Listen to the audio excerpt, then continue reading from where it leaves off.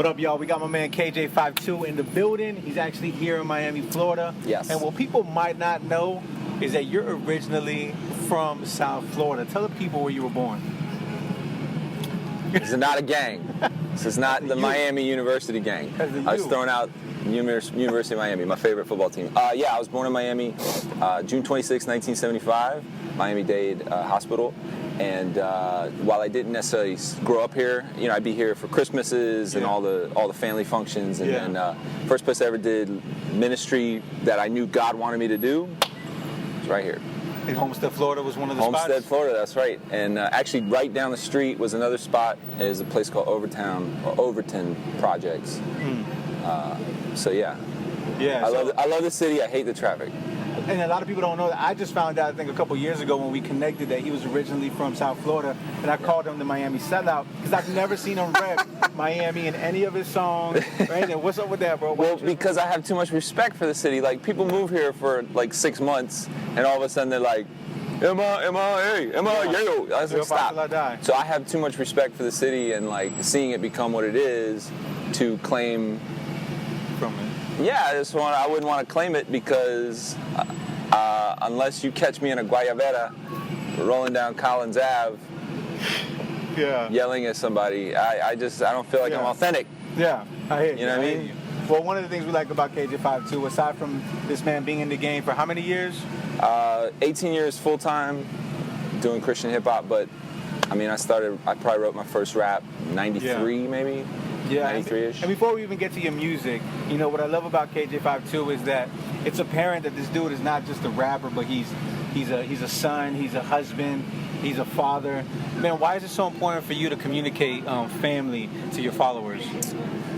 To be transparent with you, I kind of grew up in a broken home, and I, as a believer, and also really as an unbeliever, I was like, I'm not going to have that same cycle repeat. So we just celebrated 20 years of marriage, and I just swore that I would never have my kids grow up in an environment where they had to worry about where they stood in that area. So, yeah, man, that's really why family is so important to me. So, yeah. And when you, I know we spoke and how your followers have kind of grown up with you. Yeah, it's you also crazy. have a lot of younger followers as well. When you engage with the fans, do you catch a lot of them saying that they grow up in a broken home as well? It's a mixture. Oh. So I get everything from, I grew up in a homeschool environment, super Christian. I used to sneak listening to you because my parents said I couldn't listen to rap. Wow. I've had, like, you were my first Christian rap. You were my first rap period because my parents wouldn't let me listen to rap. To, literally I just was counseling a girl at my show 2 days ago who was just bawling in tears. Wow. Because the whole event was about suicide prevention and bullying, and I did a graffiti piece on how we feel fragmented and how God can bring us back together. So it's everything, and that's the beauty of what hip-hop is how it can hit everything. Yeah. You know what I mean? Yeah. So. And that's another element about you, not just a rapper, but you also just mentioned the youth group. You're also a pastor. Talk about that. Where are you currently pastoring? So I'm on staff as communications pastor in Cape Coral, Florida, where I've lived for probably the last 20 plus years. Cape Christian is the name of the church. Oh, okay. So. But this also isn't your first time being a pastor, right, in ministry? Nah, so I left being an inner city youth pastor, all housing project kids, busting them in, that kind of vibe. I left that literally to hit the road and do the music. So wow. Those two things have kind of bookended my life. Dope. Well, look, we're going to be right back talking with kj52, but for right now, check out these new dope videos. All right, we're back with kj52, Grown and Saved TV. And just before this, KJ was mentioning how... He was mentioning how I was an airline pilot. That's right. See, when they have that shotgun mic, it's pointing down. Straight to me, so it won't catch that? Yeah, it won't be going up. But I retired from shooting videos, but kj52, that's a whole other story. I bring people out of retirement. That's a whole other story. I do. I bring them out of retirement. I'm telling you, man. All right. Class of 93, fool. And... And we're back. I'm your host, Diego C, here at Grown and Saved TV. And we're sitting down with kj52. And he just mentioned how he's been in the game for 18 years. Brother, why don't you tell the people a little bit about how you started? Because I remember listening to you when, back when it was like Sons of Intellect, that hardcore, nitty-gritty, underground hip-hop. How is it that you started off there and you transitioned kind of away from that? I think like when you start making music, you don't really have necessarily an idea of what your trajectory is. It's just an expression, you know what I'm saying? So at the time, that's where I was at musically, headspace. That's kind of the temperature of where hip hop was. But music is like a computer. If you don't update the software, it's not going to run the same. So I knew that for me to continue on in my career, I had to keep updating the software, so to speak. You know what I mean? So that's all that really was. But part of it was also my own growth. You know what I mean? Like I realized there was other things. So you grow up only eating one food. Right. Someone introduces you another food. You're like, oh, this wasn't as bad. I always didn't. So then your palate becomes bigger.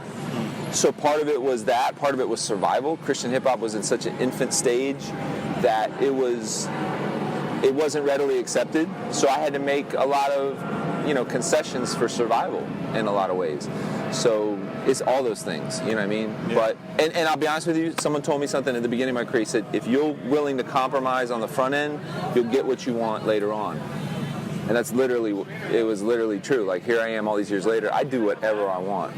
Yeah. Because I've earned the trust of the fan base. And in regards to compromise, is part of the compromise he was talking about was like your underground love? Everything. It could be, I just wanted to rap. Yeah. I'd write a 45-bar verse. Yeah. The guy's like, no one wants to hear that much. I'm like, that's what I'm trying to say. He's like, listen, you gotta no one wants to eat 75 pancakes. Yeah. They want to eat about 3. Yeah. So serve it in a way that's doable. So that's all it was. And honestly, the biggest thing was at the end of the day, I really just wanted to reach people. And so I thought, if that helps me reach somebody better, then it's important that I take that into consideration. Yeah. You know what I mean? And being in the game 18 years is a huge thing, man. It's awesome.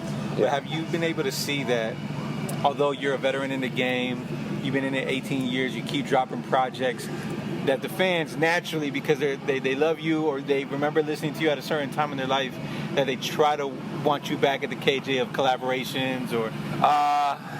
Yeah, they'll say that, but I don't think at this point it's really what I've learned is that people want their heroes, they want them to finish well. So while they may go, this is what I know you for or what I like you for, if they still see you what is considered relevant or still connecting or whatever, it gives them a sort of like a sense of pride. So, sorry, I've done like 17 analogies so far in this conversation, but it's like if you're the older quarterback, that maybe your heyday was like 10, 15 years ago, they still want to even though you may not play the same. Yeah. So there's not been a ton of pushback. Somebody might be like, I wish you'd write Dear Slim Part 3. I'm like, why would I do that? Yeah. But for the most part, I would say 96% of the fans are amazing. They're just so supportive. And can you maybe clarify to the fans that, do you still drink Coke? Do you still have a fried cheeseburger or maybe a Mountain Dew? Is that still like a question you get? That's the problem with music, is it's a snapshot. They freeze frame on your timeline because that's what, especially if it was their youth. Yeah. You know what I mean? So your memories of your childhood never age, whereas people do. Yeah. So yeah, absolutely. People are like, oh man, I bet you want a big fat Mountain Dew. I'm like, my man, that was 17 years ago. Yeah. I'll still do the song if you want to hear it. That's no problem. But I'm grateful for any support. I'm totally independent now.